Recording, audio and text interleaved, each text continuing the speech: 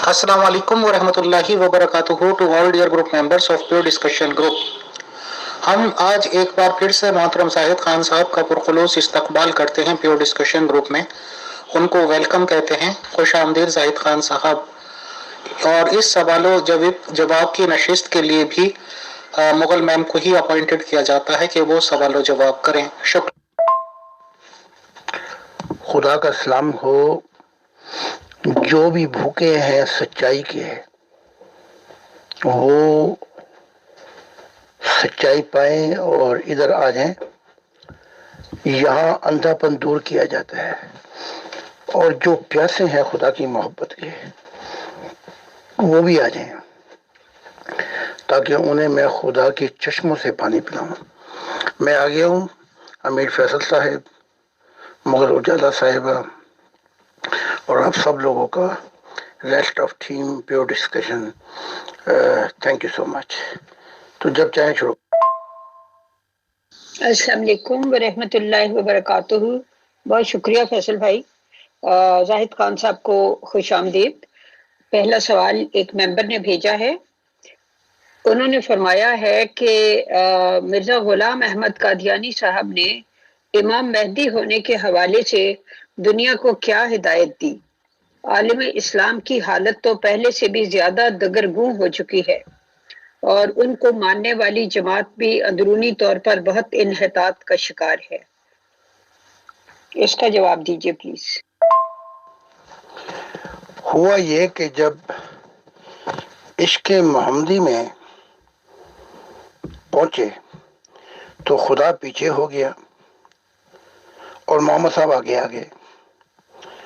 तो आज जो इस्लाम एक दरख्त है, उसकी अहमदिया एक शाख है।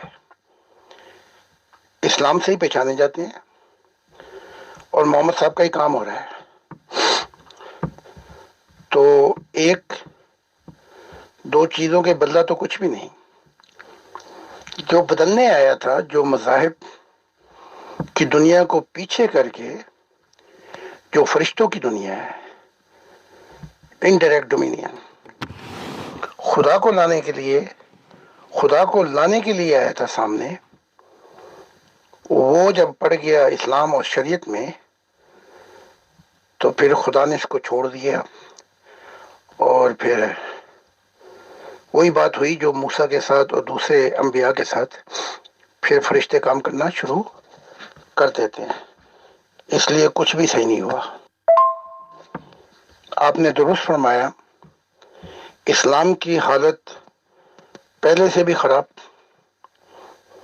और जिस जमात को तारफ कराया मुतारफ, उसका उससे भी गया हुआ हाल गुजरा हुआ। क्योंकि खुदा की इज़्ज़त जो है वो मंजिल है। अंधेरे खुदा की ज़ात से दूर होंगे, अंबियाओं से दूर नहीं होंगे। अब मैं पहला शख्स हूं, मैं अंबिया का भी कट्टा छट्टा खोल के बता रहा हूं, फरिश्तों का भी, अबलीस का भी।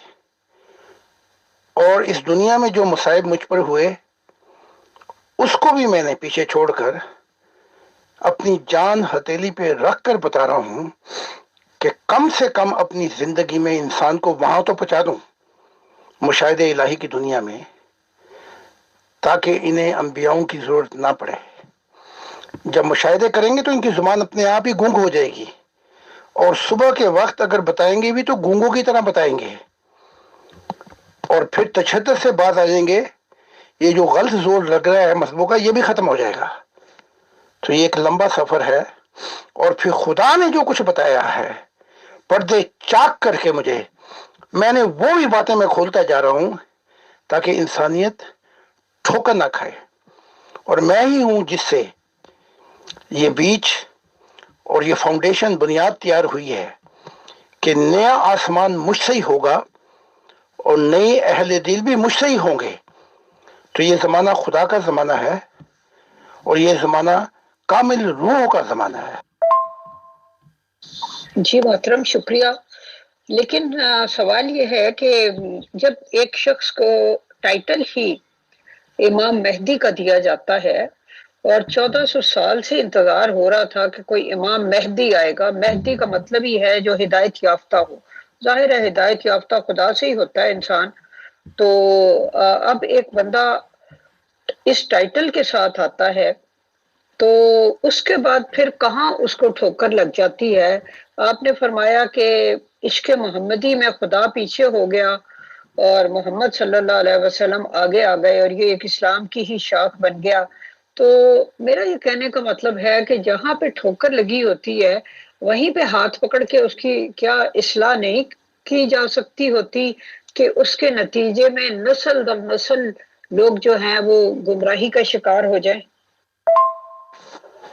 کوئی شخص روحانیت میں اگر اندھا ہو کر، روحانی میں تو خیر اندھا نہیں ہو سکتا، اس کو چھوڑ دیتے ہیں، مذہبی رنگ میں آ کے اندھا ہو کر سامنے آئے تو خدا اور فرشتے بھی اس کو ہدایت نہیں دے سکتے. یہ معاملات محمد صاحب کے ساتھ ہو چکے ہیں، موسیٰ صاحب کے ساتھ ہو چکے ہیں، عیسیٰ کے ساتھ ہو چکے ہیں. تو اب یہ ہے کہ قرآن کہتا ہے کہ پہلے وہ خدا سے ہدایت یافتہ تھے، پھر وہ مہدی بنے ہدایت دینے کے لیے، پھر انہیں امام بنایا گیا. جیسے وہ ہے قرآن کی آیت وَإِذْ ابْتَلَىٰ إِبْرَاهِيمَ رَبُّهُ بِكَلِمَاتٍ فَأَتَمَّهُنَّ قَالَ إِنِّي جَاعِلُكَ لِلنَّاسِ إِمَامًا. اسے امام بنایا، وہ بن بھی گیا جیسے قرآن کہہ رہا ہے. اس کے بعد اس ابراہیم کے جھگڑے ختم نہیں ہوئے. اس کے بعد جو کچھ ہوا وہ مجھے لکھنا پڑا 4000 سال کے بعد. تو یہاں ایک فکرے پہ آ کے بات مک جاتی ہے کہ تمہارا امام تم میں سے ہوگا، یعنی کہ وہ مسیح نہیں ہوگا خدا کا زمانہ لانے والا، وہ بھی اسلام کے اندر ہی ہوگا، اسلام سے باہر نہیں ہوگا. تم میں سے تمہارا امام ہوگا. اب رہی ہدایت کی بات، تو ہدایت ریلیٹیو ہے. جتنی روحانیت ہو اتنی ہی گائیڈنس دی جا سکتی ہے. حتیٰ کہ یہ معاملات محمد عربی کے ساتھ بھی ہو چکے ہیں. وہ کچھ چیزوں میں گوارا نہیں کیا انہوں نے کہ میں کام کروں عیسیٰ کے ساتھ جہاں سے خدا کی دنیا آ سکتی تھی، بلکہ پلٹ کر پرانی دنیا میں پہنچ کے موسیٰ کا مشن لے لیا شریعت کا. تو میں ہمیشہ کہتا ہوں جسے تکلیف ہوتی ہے، جو شخص 1% بھی خدا کو سامنے لا کے ہٹا کر کسی اور کو رکھے گا، خدا کا زمانہ کبھی بھی نہیں آئے گا. بس مذہب آئیں گے یا پھر لا اینڈ آرڈر آئے گا. محترم زاہد خان صاحب السلام علیکم. یہاں پہ ایک سوال تھوڑا سا ذہن میں آ رہا ہے کہ تم میں سے ہی تمہارا امام ہوگا. تو یہ کیا وڈمبنا ہے کہ آج کی ڈیٹ میں بھی اگر پوری دنیا پہ نظر دوڑائی جائے تو ہارڈلی 1/4 مان لیجیے آپ زیادہ سے زیادہ مسلمانوں کو، اور 3/4 تو ظاہر سی بات ہے غیر مسلم لوگ ہی ہیں. تو کیا ان 3/4 لوگوں میں کوئی رسول کی ضرورت نہیں ہے، کوئی نبی کی ضرورت نہیں ہے، کوئی امام کی ضرورت نہیں ہے؟ سر کیا یہ مسلموں کا ہی ٹھیکہ ہو گیا ہے؟ تو اس ریگارڈنگ ضرور بتائیے گا سر. شکریہ. جی محترم، آپ نے فرمایا کہ جتنی روحانیت ہو اتنی ہی گائیڈنس دی جا سکتی ہے. اب پہلے جب چنا جاتا ہے تو تب روحانیت کو اسیس نہیں کیا جاتا کہ یہ بندہ کہاں تک چل سکے گا. اللہ تعالیٰ تو اول سے لے کے آخر تک کے سارے علم جانتا ہے. تو جب کسی شخص کو چنا جاتا ہے تو اس میں کیا کیا کتنی کیپیبلٹی ہے، اس کی روحانیت کتنی ہے، اس کی کیپیسٹی کتنی ہے، اس کی برداشت کتنی ہے، یہ سارا کچھ تو روز روشن کی طرح اللہ تعالیٰ کے سامنے عیاں ہوتا ہے. تو پھر اسی بیچارے پہ الزام رکھ دیا جاتا ہے کہ جی اس کی روحانیت ہی نہیں تھی اس لیے یہ پیچھے رہ گیا. تو یہ ساری چیزیں بڑی کمپلیکیٹڈ ہیں. ایک عام انسان جو ہے وہ ان کے بیچ میں تضاد پاتا ہے. تو برائے کرم کچھ ایسا بتائیے کہ انسانی ذہن اس سے تھوڑا سیٹسفائی ہو جائے. ٹھیکہ اسلام نے تو نہیں لیا ہوا، لیکن ان ٹھیکے داروں کی بات کرو جنہوں نے ڈکا لگا دیا ہے. تو ادھر عیسیٰ نے بھی ڈکا لگا دیا کہ جو کوئی خدا سے ملے گا میرے بغیر نہیں مل سکتا. تو عیسائیت کہتی محمد بھی جھوٹا، بدھ بھی جھوٹا، سب جھوٹے. پہلے عیسائی ہو، پھر کبھی دیکھیں گے کہ اگر تمہیں عیسیٰ کے ذریعے خدا مل گیا. تو بدھ نے بھی یہی کام کیا، اور یہ جتنے آئے ہیں آپ کی طرف سے انہوں نے یہی کام کیے. وہ کام یہ ہے کہ جب آپ اپنی ذات کو بیچ میں بٹھا دیں تو ایک تو خدا کی ذات ہی چھوڑ جاتی ہے کلیتاً، کیونکہ خدا نے یہ کائنات اپنی محبت کے لیے تخلیق کی تھی، اور جتنی بھی مخلوقات ہیں. تو اب میں نے دیکھا ہے جب سے میں آیا ہوں، لوگ ان میں سے بھی آ گئے ہیں، کوئی 10 12 13 نبی. تو جس نے ڈکا لگایا ہے وہی تو ٹھیکیدار تھے جو صحیح کام نہیں کر کے گئے خدا کا. ورنہ اگر یہ عیسیٰ جسے کہا گیا تھا، جس نے خود بھی کہا اپنی زبان سے توبہ کرو، خدا کی بادشاہت کا زمانہ آ گیا ہے، اور repent, the kingdom of God is at hand، میرے ہاتھ میں ہے. بھئی خدا کا زمانہ تیرے ہاتھ میں ہے تو قائم کیوں نہیں ہوا؟ وہ قائم اس لیے نہیں ہوا کہ اس نے اپنے آپ کو مڈل پوائنٹ بنا لیا. جب مڈل پوائنٹ بنا لیا تو منزل سے انسانیت نہیں پا سکی، ٹھوکر دی. اس کے بعد یہ جو مذہب آئے ہیں، عیسائیت جس نے پاؤل نے مذہب بنایا، اور یہ اسلام آیا، یہ کبھی بھی نہیں آتے اگر خدا کی دنیا قائم ہو جاتی. اس کا سب سے زیادہ قصوروار جو ہے وہ عیسیٰ ہے، جس نے یہ کام کیے کہ پھر مذہب شروع ہوئے. ورنہ کوئی تصور ہی نہیں تھا، کانسیپٹ ہی نہیں تھا خدا کا اس مسیح کے بعد کہ کوئی مذہب بھی آئے. تو وہ تو کھل کے کہہ رہا ہے، لیکن کام والا بندہ نہیں. وہ میں جو کہتا ہوں لائی تے گئی، نبھائی نہیں گئی پھر اس سے. تو یہ حالات. اگر آپ کے بچے کہیں گم ہو جائے نا، اور ملے ہی نہ، 10 15 سال ہو جائے، اور اگر کوئی 1000 بندے بھی آگے کہیں میں نے یہاں دیکھا، وہاں دیکھا، وہاں دیکھا میں نے آپ کے بچے کو، تو آپ ضرور جائیں گی وہاں پر.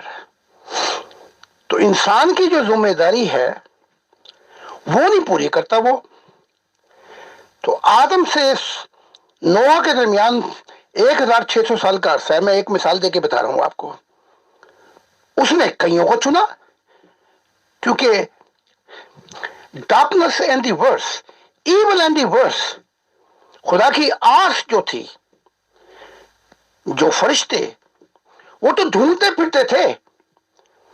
اب کسی ایسے کامل شخص کو ڈھونڈے کہ جو وہ یہ کام کر جائے. انہیں جو بھی ملا اسے کام لیا جتنا ہو سکتا ہے، جتنے اندھیرے دور ہو سکتے ہیں. تو جیسے پاؤل نے کہا تھا کہ جب وہ کامل آ جائے گا تو ہم پہچان لیں گے اس کو. وہ کامل کون ہوگا؟ جو خدا کی دنیا لے آئے گا.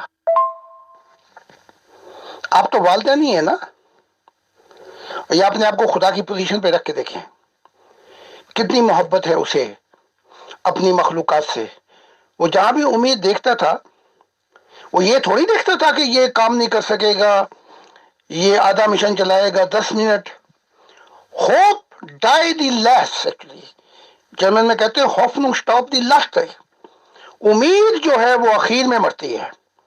تو جس کو بھی دیکھتے اسی کو چنتے تھے، کبھی گاؤں کے اندر، کبھی ٹاؤن میں، کبھی چھوٹے سے گاؤں میں، کبھی چھوٹے سے سٹی کے اندر، کبھی چھوٹی، ہر ڈگر ڈگر ڈگر پہ خدا ڈھونڈتا ہے کہ چلو کچھ تو کام ہو، کچھ تو اندھیرے دور ہوں.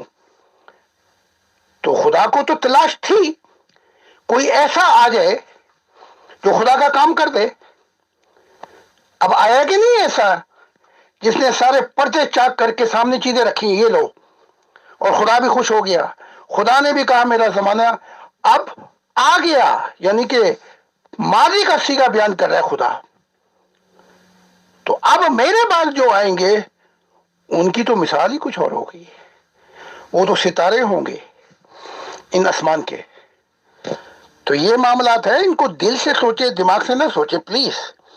میں آپ کو صرف بات کر کے سمجھا رہا ہوں، آپ کو کوئی اٹیک نہیں کر رہا، بلکہ ان کو بھی جن کے کوشچن ہیں اہل دل بن کر سوچیں کہ اگر آپ والدین ہوں یا خدا کی پوزیشن میں ہوں آپ کیسا سوچیں۔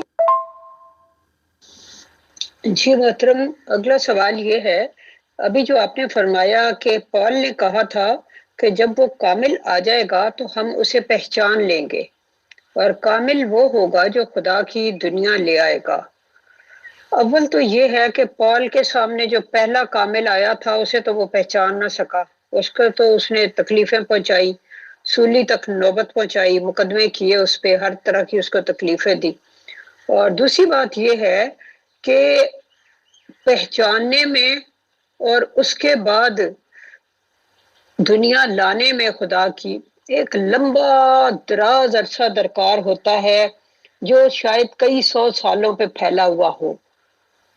تو ایک بندے کو انسان پہچان بھی لے کہ ہاں چلو یہ وہ ہے، لیکن اس کو اس سارے مشن میں سے کامیابی سے گزرنے کا دیکھنے کے لیے تو کئی نسلیں گزر جاتی ہیں، پھر کہیں جا کے اب رسول اسلام صلی اللہ علیہ وسلم کے زمانے میں جو لوگ تھے، اس زمانے میں ان کو پہچاننا ہی بڑا مشکل ہو رہا تھا، لیکن اس کے بعد جب ان کے پیچھے تاریخی سچائیاں اور فتوحات اور یہ وہ سب کچھ آ گیا، تو اس کے بعد تو ملکوں کے ملک اور قبیلوں کے قبیلے اس طرح اسلام میں داخل ہوئے کہ وہ ایک دوسرے سے سبقت لے جانا چاہتے تھے۔ تو یہ بھی تو سارا سلسلہ ہے نا، انسان کے سامنے اس وقت بہت سی چیزیں چھپی ہوئی ڈھکی ہوئی ہوتی ہیں، اتنا آسان نہیں ہوتا کسی کو پہچاننا۔ اگر پہچان اتنی آسان ہوتی تو قرآن پاک میں اللہ تعالیٰ کو بار بار حسرت سے یہ نہ کہنا پڑتا کہ افسوس ان بندوں پر کہ ان کے پاس جب بھی کوئی رسول آیا تو انہوں نے تمسخر اڑایا اور اس کو برا بھلا کہا وغیرہ وغیرہ۔ اس کی پہلے میں تفصیل بتا دوں، کہاں پر پہنچ کے پول نے یہ کہا کہ ہم پہچان لیں گے۔ پہلے تو وہ شریعت کے اندر دھسا ہوا تھا، وہ بھی، اور وہ جو یائیا تھا جسے قرآن نبی کہتا ہے، دونوں ہی دھسے ہوئے تھے شریعت کے اندر، تو اندھے پن میں پہچان نہیں سکے۔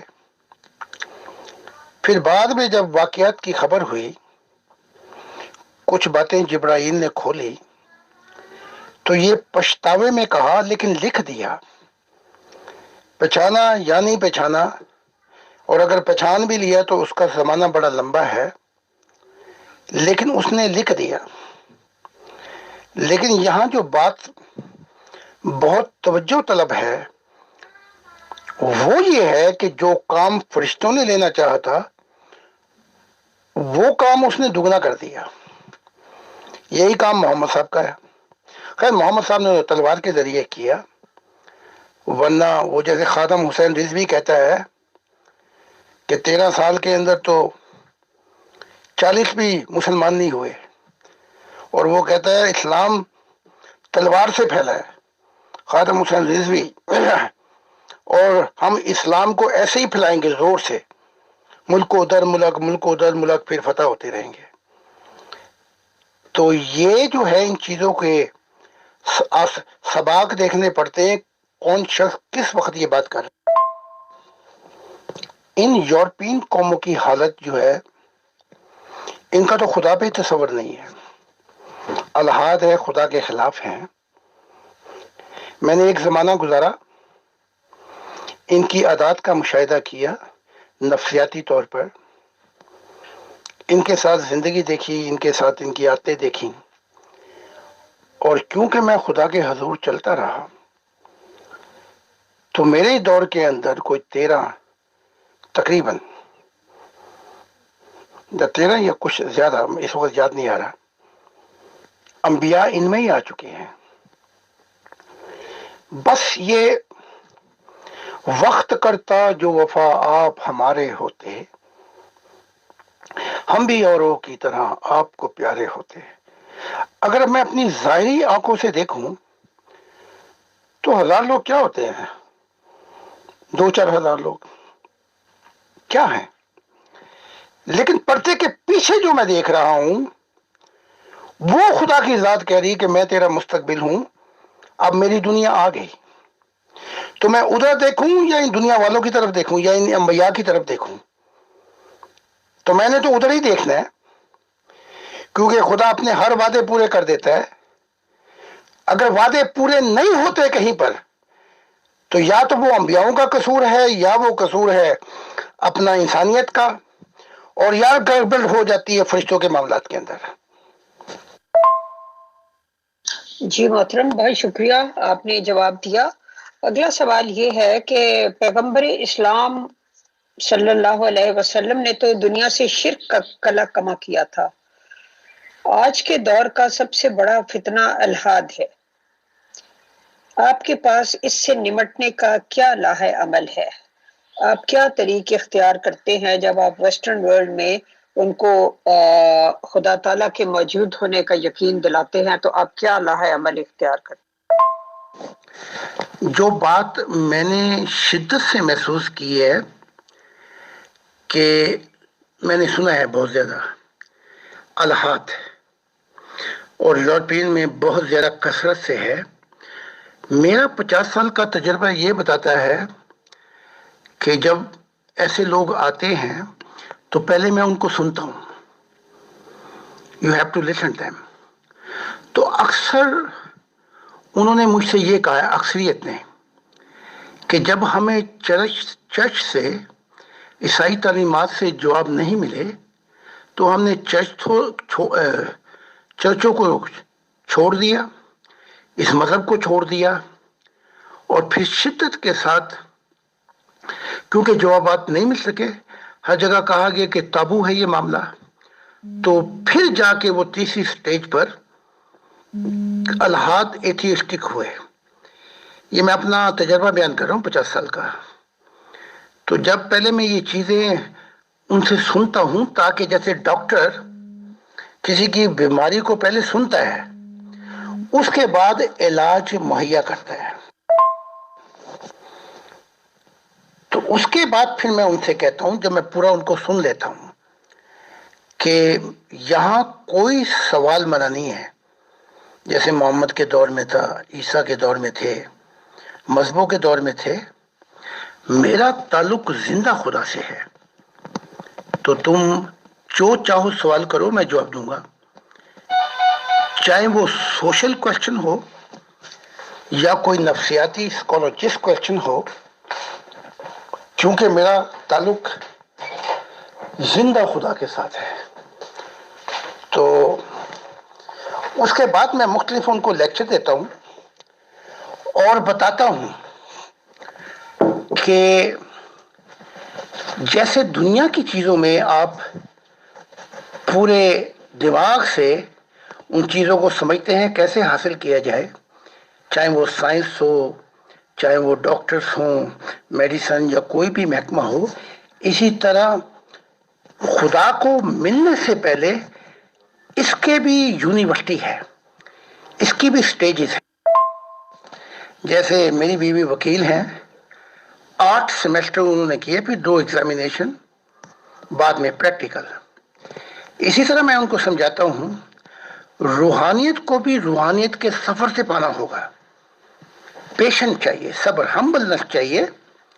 پھر میں انہیں سمجھاتا ہوں کہ یہ 6 چابیاں ہر انسان کے اندر رکھتی ہیں، اور یہ 6 چابیاں پھر میں نے یونیورسٹی میں بھی سمجھایا ہے کہ یہ 6 چابیاں کیا ہیں۔ یہ 6 سیمیسٹر ہیں یونیورسٹی کے، کہ جب آپ ان چیزوں کو سمجھ لیں گے، جسم کا مقصد، دماغ کا مقصد، شعور، ضمیر، دل اور روح، کہ یہ چابیاں کون کون سی کھڑکیوں کو کھولتی ہیں، اور تعصب کو ہٹا کر حقیقت کو جاننے کے لیے یہاں آؤ میرے ساتھ، تمہیں خدا مل جائے گا۔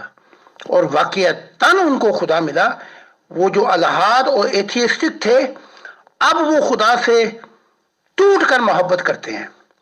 تو میں ان کو اس طریقے سے سمجھاتا ہوں، اس لیے میں ضروری سمجھتا ہوں کہ بار بار 2 مہینے کے بعد سیمینار ہوں، بار بار سیمینار ہوں، ایجوکیشن دی جائے، کیونکہ خدا نے کہا کہ جو کچھ تو بتا رہا ہے اس سے میری دنیا آئے گی، اس سے پردے ہٹیں گے، اس سے اندھا پن ختم ہوگا۔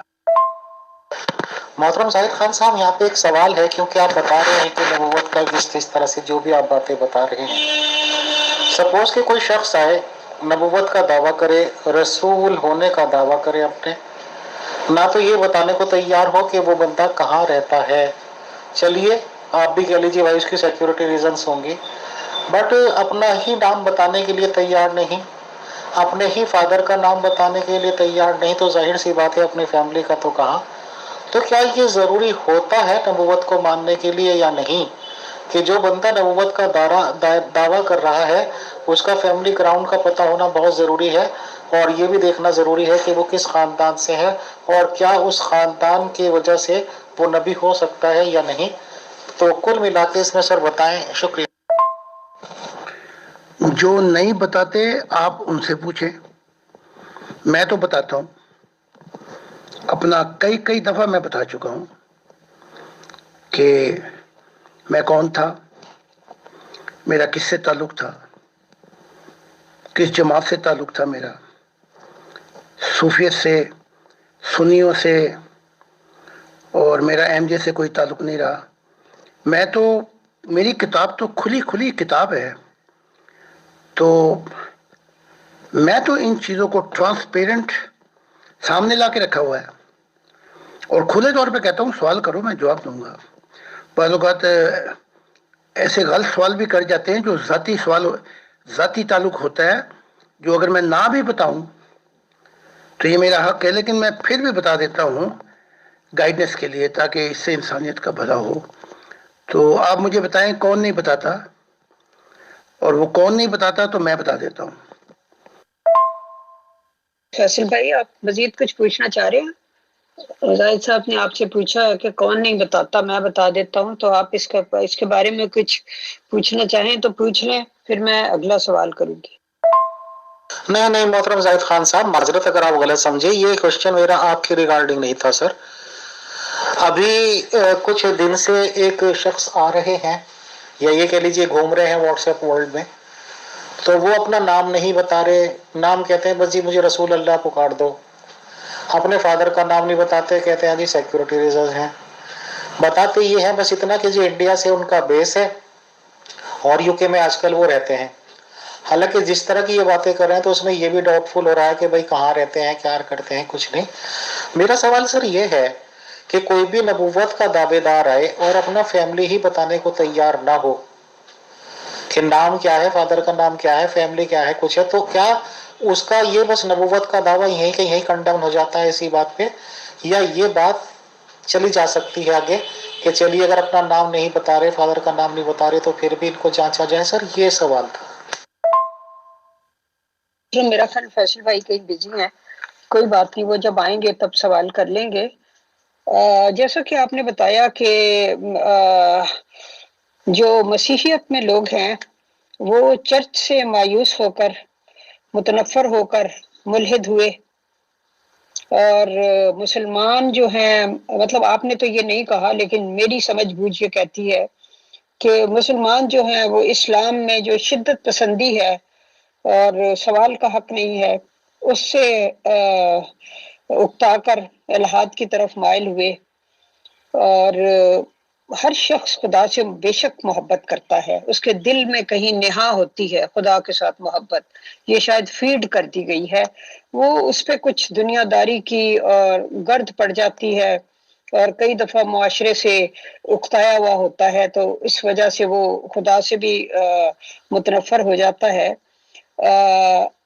اب آپ سے میں نے ایک تو یہ سوال پوچھنا ہے کہ وہ لوگ جو آپ کی طرف آتے ہیں ویسٹ میں سے، وہ آپ سے زندہ تعلق، آپ نے فرمایا کہ آپ ان کا خدا کے ساتھ قائم کر دیتے ہیں، تو کیا وہ آپ سے کبھی کوئی ثبوت مانگتے ہیں کہ آپ بتائیں آپ کا زندہ تعلق جو خدا سے ہے اس کا ثبوت کیا ہے؟ اور دوسری بات یہ ہے کہ جیسے مرزا غلام احمد قادیانی صاحب کہتے تھے کہ مجھے قبولیت دعا کا معجزہ دیا گیا ہے، اور بہت لوگ ان سے دعائیں کرانے بھی آتے تھے، اور ان میں سے کئی لوگوں کی جو مرادیں تھیں وہ بھی پوری ہوتی تھیں. تو اس بارے میں آپ بتائیں کہ آپ ان کو کیا زندہ تعلق کا کس طرح سے بتاتے ہیں؟ اس سوال کا آسان جواب یہ ہے، اگر اسلامی ملکوں میں ہے تو عقل کام کرتی ہے، کیا ہوگا، نتائج کیا نکلیں گے. بلکہ میں یہی کہوں گا کہ انڈیا میں بھی چاہے مذہب اور state and religion is separate, اس کے باوجود وہاں بھی خطرہ 50% یہ ہے کہ مار دیں گے مسلمان. تو خیر عقل میں بات آتی ہے. اگر یونائٹڈ کنگڈم میں ہے تو پھر چاہیے کہ یہ زیب نہیں دیتا. اگر یونائٹڈ کنگڈم میں ہے کم سے کم اپنے متعلق تو بتائے. چلو خاندان کے متعلق نہیں بتاتا، سیفٹی ہے. تو یہ سوال آپ کریں اور کریٹیکل سوال کیا کریں نا. تو میرے ساتھ تو بہت کریٹیکل سوال ہوتے ہیں، اور آپ دیکھ لیں اللہ ماشاءاللہ میں ہر سوالوں کا جواب دیتا ہوں. تو اور رسول آئیں اور بھی آئیں تو ان سے بھی ذرا کریٹیکل سوال کیا کرے، تنقیدی سوال.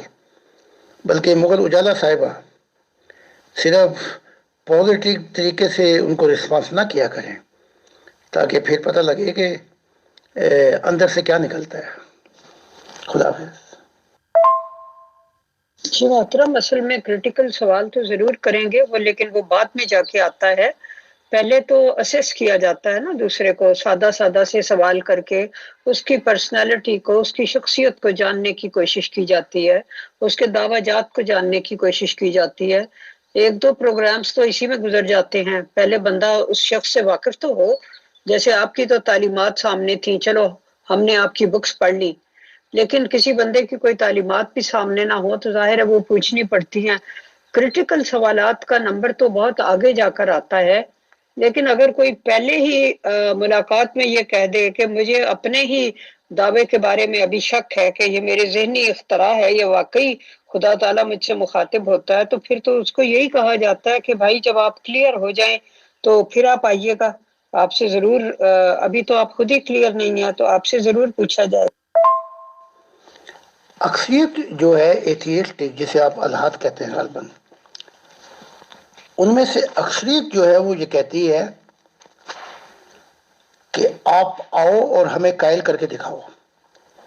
یعنی کہ اتنی روشنی ہے ان میں کہ ہمارے سے ڈائلاگ کرو، انٹیلیجنٹ انٹلیکچوئل ریزن، اور ہمیں قائل کر لو، ہم مان لیں گے. تو یہ ان کا چیلنج ہے. جب وہ آتے ہیں تو جب ان کو یہ سمجھایا جاتا ہے، پہلے وہ یہ نہیں مانگتے کہ ہمیں پہلے دکھاؤ. یہ یورپین سوسائٹی بڑی ایجوکیٹڈ سوسائٹی ہے. وہ پورے طور سے بات چاہتے ہیں کہ سنی جائے، اور وہ خود بھی سنتے ہیں. جب میں ان کے سامنے کچھ پرنسپل اور اصول رکھتا ہوں کہ کیسے تم پاؤ گے، تو وہ سب کچھ یعنی کہ تعصب، عقیدے، اندھا پن سے دور ہو کر اس کے لیے ٹرائی کرتے ہیں. کہتے ٹھیک ہے، okay I try my best. یہ جو اگر یہی چابیاں ہیں، یہ اس طریقے سے ملتا ہے خدا، تو میں کوشش کروں گا. کیونکہ ان کو امید ہو جاتی ہے کہ ان چابیوں سے دوسرے یورپین جو بیٹھے ہوئے ان کو بھی خدا ملا ہے. تو وہ ضد نہیں کرتے کہ نہیں دکھاؤ گے تو مانیں گے، نہیں تو نہیں مانیں گے. پھر جب میں جو کام کرتا ہوں وہ یہ، کیونکہ وہ انٹلیکچوئل لوگ ہیں، ریزن مانگتے ہیں، تو سائنس کو مجھے شامل کرنا پڑتا ہے اور کریشن کو، کہ اس کے اندر جو آرڈر ہیں اور جو اصول رکھے گئے ہیں اور جو ہماری زندگی کے اندر، مثال کے طور پہ سانس لینے کے لیے وہ ہزاروں گیسیں غائب ہو گئیں، فقط اتنی گیس رہ گئی 21% جو ہماری سانس کے لیے ضروری ہے. بے انتہا ان کے سامنے میں پہلے ایکسپلینیشن رکھتا ہوں کریشن کی، اور پھر ان کو لے کے آتا ہوں کہ کوشچن کرتا ہوں ان سے کہ کیا یہ بلائنڈ لا ہیں یا ان کا کوئی کریٹر ہو سکتا ہے. جیسے آپ بیٹھی ہوئی ہیں، آپ کے ہاتھ میں گھڑی ہے، سامنے کپ رکھا ہوا ہے اور ایئر کنڈیشن بھی چل رہا ہے، اور کوئی یہ کہہ دے آ کے بیوقوف کہ آندھی چلی طوفان چلا، اس طوفان کے جب گرد اٹھی تو اسے کپ بن گیا، یہ ایئر کنڈیشن بن گیا، تو کوئی آپ کو نہیں مانے گا۔ تو بڑے سمجھدار لوگ ہیں، سمجھتے ہیں اور پھر کتابوں کا مطالعہ کرتے ہیں، اس کے بعد کراس کوشچن کرتے ہیں اور اس کے بعد اس طریقے کو اپناتے ہیں، تو مؤثر قومیں ترقی اور جو چاہتی ہیں کہ حقیقت کی تلاش ہو ان کو مل جاتا ہے، کیونکہ وہ تعصب سے بالکل خالی ہوتے ہیں، حقیقت کو جاننے کی کوشش۔ جی محترم، بہت شکریہ، بہت اچھے طریقے سے آپ نے یہ ایکسپلین کیا کہ آپ کس طرح انہیں خدا کی ہستی کا قائل کرتے ہیں۔ Very good. اور سب سے بڑی بات یہ بھی ہے کہ ایک تو خیر آپ ظاہر ہے کہ آپ کا قائل کرنے کا انداز، باقی یہ کہ جو لوگ خدا کی طرف سے ہوتے ہیں ان کو ایک جذب اور کشش بھی عطا کی جاتی ہے خدا کی طرف سے۔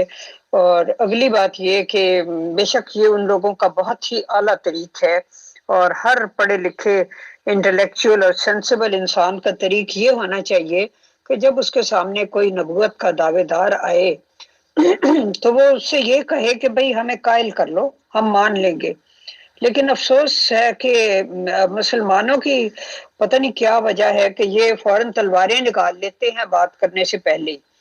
چلیں خیر، اللہ تعالیٰ ہدایت دے سب کو۔ اب میں اگلا سوال جو ہے وہ آپ سے پوچھتا ہوں۔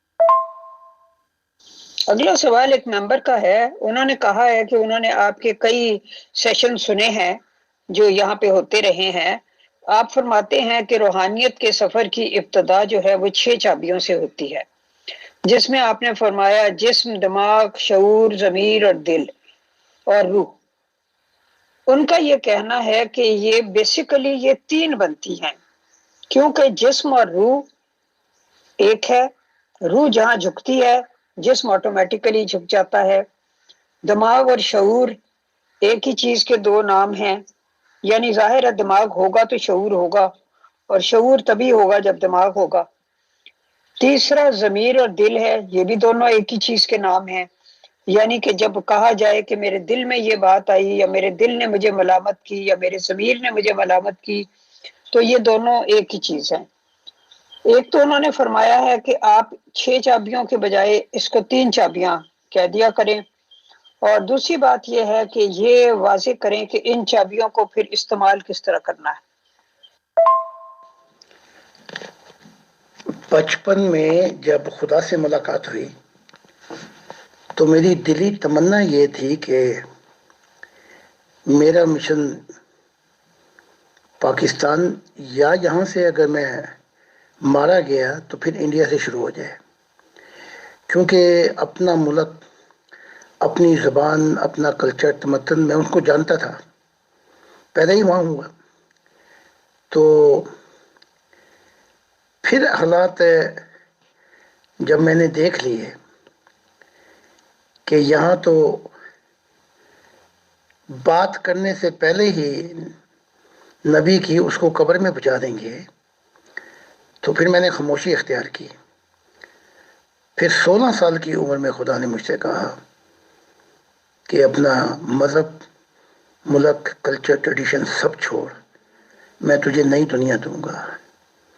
اس لیے وہ میں نے آنسو دکھائے ہیں کہ کاش اگر میرے اسلام کے اندر اتنی جمہوریت اور آزادی ہوتی تو وہاں میرے کئی کروڑ ماننے والے ہوتے، کیونکہ جو میں اپنی زبان میں اثر ڈال سکتا ہوں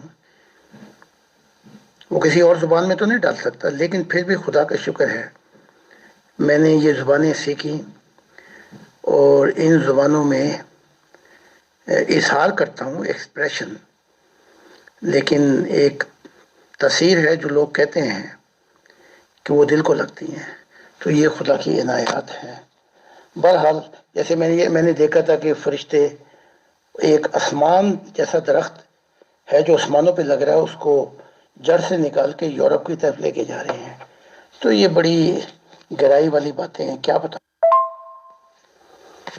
یہ 3 چابیاں بنا دینا یہ مشاہدے سے اگنورنس ہے، کمی کی وجہ سے ہے، ورنہ یہ 6 چابیاں اپنا مظاہرہ کرتی ہیں جب آدمی مشاہدات کی دنیا میں پہنچتا ہے۔ تو ان 6 چابیوں کا میں نے کل بھی میرے خیال میں نے وہ بھیجی تھی سیمینار، اور ان سے میری گزارش یہ ہے کہ اب میں یہاں پہ لیکچر دینے سے تو رہا، لیکن ایسا کریں کہ آپ پہلے وہ جو خدا نے پیغام بھیجے ہیں پورے دل سے اور پردے ہٹا دیے ہیں، پہلے ان کا مطالعہ شروع کر دیں، تو آپ کو پہ فرق واضح ہو جائے گا کہ جب بچہ نرسری میں جاتا ہے نا، کنڈر گارڈن، یہ اور حالت ہے، جب 5ویں میں جاتا ہے یہ اور اظہار ہے، 10ویں کا اور اظہار ہے، کالج اور یونیورسٹی میں حالتیں اور بدل جاتی ہیں۔ تو اگر آپ پورے طریقے سے جاننا چاہتے ہیں تو یہ میں بتا دوں گا اطہر کو، وہ آپ کو ان چابیوں کی سیمینار جو ہیں وہ بھیج دیں گے تاکہ آپ کو پتہ لگ جائے، ورنہ یہ کہنا پڑے گا کہ خدا جو ہے وہ ناقص ہے، ان 6 کو 3 کر دیا تو اور آسان ہو جاتا۔ نہیں، ایسا نہیں ہے، ہر چابی کی جو ترقی اور اسپرچل گروتھ ہے اس کا بالکل مختلف اثر پڑتا ہے روح کے اوپر۔ تو یہ اطہر بھیج دیں گے۔ ایک مثال ہے تو فنی سی، لیکن کہہ دیتا ہوں۔ ایک چیونٹی آئی دوسری چیونٹی سے ملی، تو وہاں جہاں وہ چیونٹی رہتی تھی وہاں نمک بہت تھا، تو اس چیونٹی نے اس کو نمک کھلایا، تو کہنے لگی جہاں پہ تو رہتی ہے وہاں پہ کیا ہے؟ اس نے کہا وہاں پہ گڑ بہت ہے۔ اس نے کہا اچھا، تو پھر ہم تیرے پاس چلتے ہیں اور دیکھتے ہیں کہ وہ گڑ کی تاثیر کیا ہے، یعنی کہ ٹیسٹ کیا ہے۔ چلے تو وہاں پہنچی، تو یہ جو چیونٹی رہتی تھی نمک کی کان پر، اس نے کہا سفر لمبا ہے، تو ایک نمک کا ڈیلا منہ میں رکھ لیا۔ اور دوسری چیونٹی جہاں پہ گڑ رہتا تھا، گڑ تھا کافی، وہاں پہ پہنچی تو تھوڑا سا گڑ چکھا، تو کہنے لگی تیرا گڑ بھی میرے نمک جیسا ہے۔ تو پہلے تو ہم آپ کے ذائقے دور کریں گے نا، کہ ہٹا کے ذائقے پھر آپ کو بتائیں۔ اور ایک کاش ان 6 چابیوں کو جو میں نے لیکچر دیے ویکنڈ کے آپ سنیں تو فرق واضح ہو جائے گا کہ کنڈر گارڈن کچھ اور ہے اور جو 5ویں جماعت ہے وہ یونیورسٹی نہیں ہو سکتی۔ تو ان فرق جب آپ کے سامنے واضح ہوں گے تو اب مشاہدات ہوں گے، تو روح کا رفتار، روح کی سوچ، روح کے عقائد، روح کی ضمیر، یہ سب چیزیں بتائیں گی کہ میں آپ کو کیا کہہ رہا ہوں۔ جب جسم دماغ کی پیروی کرتا ہے تو یہ اصول کی سڑک ہے، دی روڈ آف پرنسپل۔ پھر جب دماغ شعور کی ابتدا کرتا ہے، فالو کرتا ہے سبجیکٹ آبجیکٹ، تو یہاں پر یہ روڈ آف پیس۔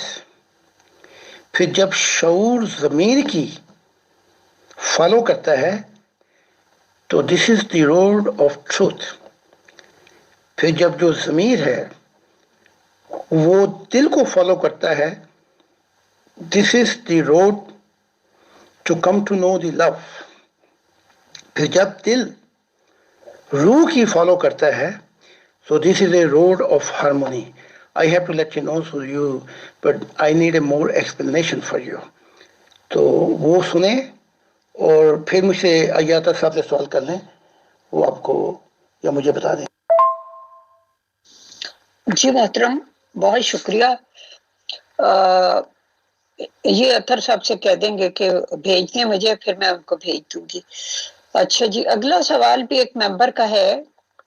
انہوں نے پوچھا ہے کہ کیا انبیاء، اماموں، مجددین، خلفاء، کتب، ابدال، اولیاء وغیرہ کا آنا کسی بھی امت میں مزید تفرقہ ڈالنے کا باعث نہیں بنتا؟ 4 اماموں کے آنے کی وجہ سے امت مسلمہ حنفی، شافعی، حنبلی اور مالکی میں بٹ گئی۔ پھر مرزا صاحب تشریف لائے تو احمدی اور غیر احمدی میں بٹ گئی۔ پھر عبد الغفار جمبا صاحب تشریف لائے تو اصلاح پسند اور جماعت احمدیہ قادیان میں بٹ گئی. تو یہ مسلسل تقسیم در تقسیم کا عمل جو جاری ہے، اس کے بارے میں آپ کیا فرماتے ہیں؟ جی السلام علیکم اطہر بھائی، یہ جس ترتیب سے آپ نے بھیجے ہیں اسی ترتیب سے انہوں نے دیکھنے ہیں، یا یہ ویسے ہی؟ میرا مطلب ترتیب کی کوئی خاص ضرورت نہیں ہے. اختلاف جو ہے یہ تو رحمت کا باعث ہے. اگر کوئی یہ 4 اماموں میں بٹ گئی یا احمدیت میں بٹ گئی، اختلاف جو ہے کوشچن یونیورسل خدا نے اجازت دی ہے. جب فرشتوں نے سوال کیا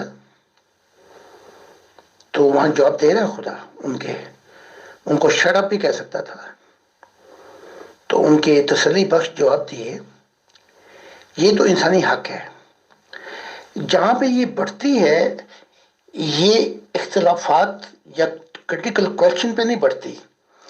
یہ جو بڑھتی ہے آپس میں، یعنی کہ ڈس یونٹی ہو جاتی ہے، وہاں اصل میں حقیقت یہ ہے کہ کوئی ابدال ہو، کتب ہو، کوئی غوث ہو، کوئی بھی ہو، یا انبیاء ہو، وہاں پہ جب نبی اور یہ غوث اور یہ سب کچھ یہ فیصلہ کر لیں کہ یہ چیزیں انسانوں کی سمجھ میں نہیں آئے گی اور نہ بتائیں، وہاں پر ٹھوکر لگتی ہے انسانیت کو. پھر یہ بٹتے ہیں، کیونکہ یہ تو خدا کا قول میں نے خدا کے منہ سے سنا ہے کہ اگر میرا بتا دو گے تو پھر ڈس یونٹی نہیں ہوگی. اور وہ بتا بھی رہا ہے کہ ڈس یونٹی کی بنیاد جو ہے وہ کہیں اور پر ہے. اور خدا کی، جیسے وہ عیسیٰ دعا کرتے تھے، تیری دنیا، تیری بادشاہت زمین پہ آئے جیسے آسمانوں پہ ہے. آسمانوں پہ تو آ چکی اس کی بادشاہت. تو جہاں پہ بٹی، جہاں پہ مسائل کھڑے ہوئے، ان لوگوں نے خدا کی راز جو ان کو پتہ تھے وہ نہیں کھولے. جی محترم، آپ نے فرمایا کہ اختلاف تو رحمت کا باعث ہوتا ہے، لیکن پریکٹیکلی ہم دیکھتے ہیں کہ مذہبی دنیا میں انہی اختلافات کی بنیاد پر انسان ایک دوسرے کے خون کے پیاسے ہیں. اب حالانکہ خدا سب کے درمیان کامن ہے. اب مثال کے طور پہ جماعت احمدیہ قادیان اور جماعت احمدیہ اصلاح پسند کے درمیان خدا بھی وہی ہے، پروفٹ آف اسلام بھی وہی ہے، مرزا غلام احمد قادیانی بھی وہی ہیں، قرآن بھی وہی ہے، یعنی سارا کچھ وہی ہے. صرف ایک بات کے اختلاف سے کہ ایک بندے نے کہا کہ میں 15ویں صدی کا مجدد ہوں اور باقی جو ہیں وہ اس کو نہیں مان رہے، تو اس کی بنا پہ ایک دوسرے کے خون کے پیاسے ہیں. چلو ہم خون کے پیاسے نہیں کہتے، لیکن ایک دوسرے کے اوپر اتنے شدید اختلافات ہیں اور ایک دوسرے کے بارے میں اس قدر توہین آمیز زبان استعمال کی جاتی ہے اور ایک دوسرے کو برا بھلا کہا جاتا ہے.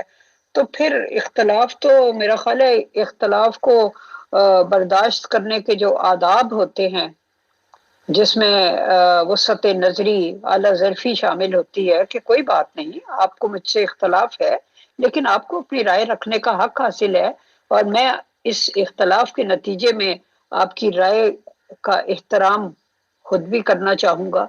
تو یہ ایٹیچیوڈ نہیں ہے. یہ ایٹیٹیوڈ جو ہے اختلافات، اگر ہمارے کچھ ممبر یورپ میں بھی ہمارے وہ ہیں جماعت احمدیہ سے بھی، یہاں یہ ہوتا ہے کہ اختلافات کے باوجود پھر ایک دوسرے سے محبت کرتے ہیں. یعنی کہ نفرت شروع ہو جائے. کم سے کم یہی سیکھ لیا ہوتا ان لوگوں نے. اختلافات ایک جگہ پر، لیکن ایک دوسرے سے کچھ سیکھ ہی لیتے. لیکن میں یہ سمجھتا ہوں کہ تالی جو ہے نا، تالی یہ 2 ہاتھوں سے بجتی ہے.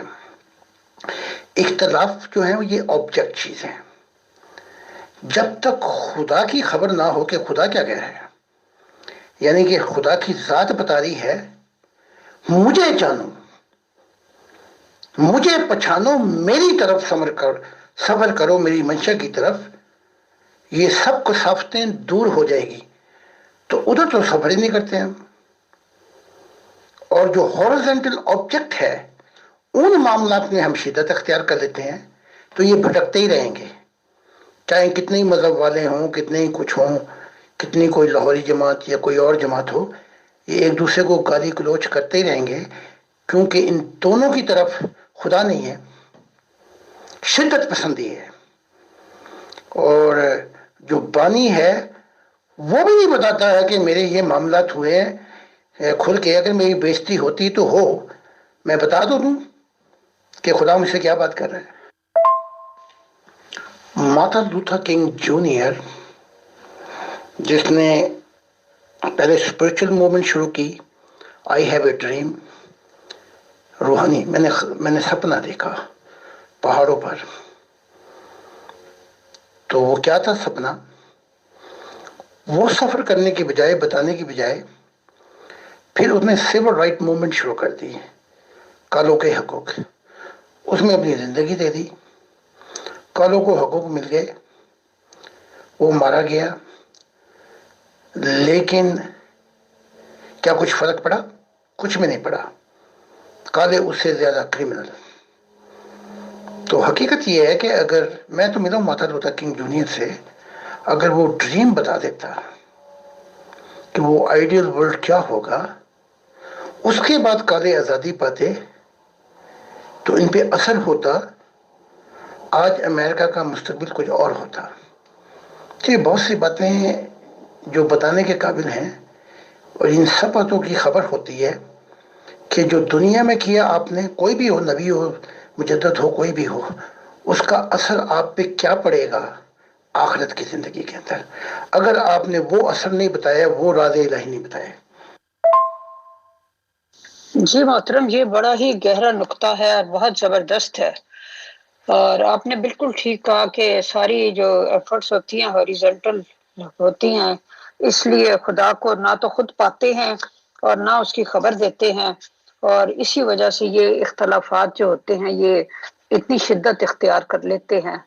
خدا سے جو ریئل سچی محبت کرنے والا انسان ہے، وہ تو اس بیس پر ہی کہ دوسرا بھی اسی خدا کا پیدا کرتا ہے، ہم ایک ہی آدم و حوا کی اولاد ہیں، وہ کسی سے نفرت کر ہی نہیں سکتا۔ اس کے لیے بڑا مشکل ہے، جس طرح دوسرے کے لیے محبت کرنا مشکل ہے، اس کے لیے کسی سے نفرت کرنا جو ہے وہ بہت مشکل ہوتا ہے۔ وہ ہر ایک کی رائے کا احترام کرتا ہے اور ہر ایک کو موقع دیتا ہے کہ ٹھیک ہے، جس طرح خدا تعالیٰ نے ہمارے چہرے ایک دوسرے سے مختلف بنائے ہیں، ہماری آواز ایک دوسرے سے مختلف بنائی ہے، ہماری پسند ناپسند ایک دوسرے سے مختلف بنائی ہے، اس طرح اگر ہماری آراء میں بھی اختلاف ہو جاتا ہے تو یہ تو خوبصورتی ہے۔ وہ کیا ہے؟ گلہائے رنگا رنگ سے ہے رونق چمن، اے ذوق اس جہاں کو ہے زیب اختلاف سے، یعنی اس جہان کی خوبصورتی ہی اختلاف سے ہے، لیکن کوئی پازیٹیو طریقے سے دیکھے تو تب نہ۔ اب میں ایک اور سوال آپ سے کرتی ہوں، اور وہ غالباً آخری سوال ہوگا۔ محترم، یہ سوال بھی ایک ممبر کی طرف سے ہے، انہوں نے پوچھا ہے کہ انسان کیسے اندازہ کرے کہ اسے جو تحریک یا مشاہدہ ہو رہا ہے وہ خدا تعالیٰ کی طرف سے ہے یا شیطان کی طرف سے؟ خوابوں تک تو یہ ہے کہ کچھ خواب آپ کو یاد رہتے ہیں، باقی سارا یاد نہیں رہتا۔ یہ تو پھر یہ ہے کہ ان خوابوں میں تو شیطان ہاتھ مار جاتا ہے، لیکن ان خوابوں کی جو تیسری منزل ہے وہ بیداری ہے، یعنی کہ آپ خواب میں نہیں ہیں، بیدار ہو چکے ہیں، اور جو چیز خواب میں دیکھ رہے ہیں وہ جاگ کر آپ پہ وہ جاری ساری ہے، وہ مکاشفہ۔ تو یہاں تو خدا کا نور گہرے میں لے لیتا ہے۔ اس خوابوں کے بعد پھر یہ خوابوں کی دنیا پیچھے رہ جاتی، مشاہدات الہی میں تو خدا کا نور ہی آپ کے ارد گرد ہوتا ہے، تو وہاں تو شیطان نہ انگا نہ پنگا کچھ بھی نہیں مار سکتا۔ پھر وہ کشف کی جو منزلیں ہیں، منزلیں نہیں کہتا، اسپرچل گروتھ ہیں، وہ تقریباً 40 ہیں۔ کبھی خدا نے موقع دیا تو کتاب میں لکھوں گا. اس کے بعد وہاں بھی کچھ نہیں کر سکتا. اس کے بعد جو ہے روح نکلتی ہے. روح نکلتی جب ہے جب وہ نورم نور ہو جائے. یا تو روح اس طریقے سے نکلتی ہے، یا روح نکلتی ہے اور اگر اس میں اندھیرے ہیں تو خطرہ بڑھ جاتا ہے. جیسے ہندوؤں میں ہے اپنا سادھو سنت، اور جیسے ہنومان کی ایک مثال دی جا سکتی ہے. وہ نکلی، وہ واپس آیا تو جسم میں جلا دیا. تو اس کے اندر جو ہے وہ بہت سے کالے بادل آ سکتے ہیں. لیکن اگر نورم نور خدا سے تعلق رکھتی ہے تو سوال ہی نہیں پیدا ہوتا. اس کے پھر سفر کی جو منزلیں ہیں وہ انگنت ہیں. اس کے بعد یہ کیا کہتے ہیں، روح کے مشاہدے الہی اور اس کا مکاشفہ خدا کے ساتھ، یہ بڑا عجیب معاملات ہیں.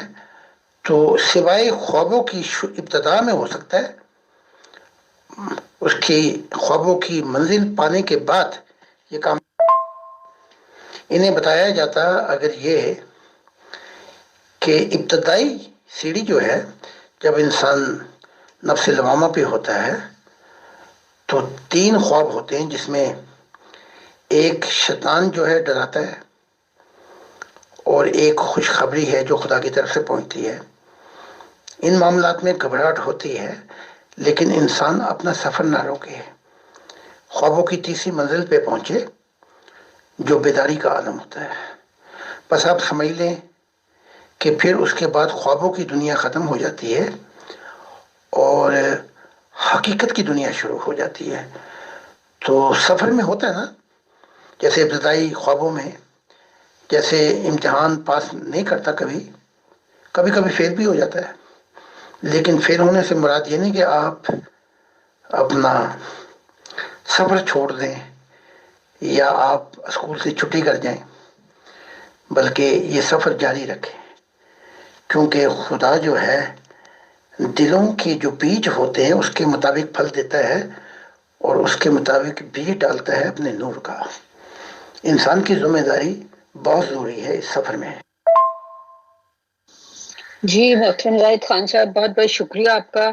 آپ نے ٹائم نکالا، بہت ہی انلائٹننگ سیشن تھا، اور میرا خیال ہے کہ جو لوگ بھی مثبت ذہن کے ساتھ اس کو سنیں گے تو ان کے لیے بہت ہی فائدہ مند ہوگا. تو آپ کا بہت شکریہ، آپ تشریف لائے. تو انشاءاللہ تعالی آئندہ بھی ہم آپ کو زحمت دیں گے اور آپ سے معرفت کی باتیں سنیں گے. بہت شکریہ، بہت جزاک اللہ محترم زاہد خان صاحب، present admins team and all dear group members of pure discussion group. انشاءاللہ نیکسٹ سیشن میں پھر ملاقات ہوگی. تب تک کے لیے اللہ حافظ.